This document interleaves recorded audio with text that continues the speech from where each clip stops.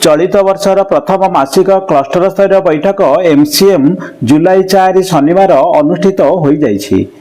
BMC परिसरस्थ सरकारी उच्च प्राथमिक विद्यालय मंचेश्वर ठारे वीएसएस नगर क्लस्टर पक्षरु एमसीएम आयोजित होइथिला।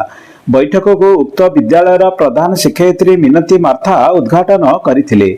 उद्घाटनी सभारे बाणीविहार यूनिवर्सिटी हाईस्कूल प्रधान शिक्षयित्री सबिता देई, सरकारी उच्च प्राथमिक विद्यालय चक्की श्रेणी प्रधान शिक्षक टुकुना बेहेरा एवं अन्य माने उपस्थित रहिथिले। एठारे उक्त क्लस्टर समस्त प्रधान शिक्षक एवं शिक्षक शिक्षयित्री माने योगदान करथिले। प्रशिक्षण बैठक रे चलित वर्षर वार्षिक कार्य योजना, विद्यालय समय निर्घंट, शिक्षण फलाफल पुस्तिका, शैक्षिक कैलेंडर, जादुपीढ़ी, शिक्षण सोपान रेजिस्टर, आकलन रूपरेख संपर्क रे आलोचना करा जायथिला। शिक्षण को अधिक आकर्षणीय तथा शिशु केन्द्रिक करिबा पई गैलरी कार्य एवं जोड़ी कार्य प्रति अधिक गुरुत्व दिया जायथिला। प्रशिक्षण रे जादुपेढ़ी व्यवहारिक प्रदर्शन मध्य एठारे करा जायथिला। उपस्थित शिक्षक शिक्षयित्री माने सेमानक अभिज्ञता बांटिथिले।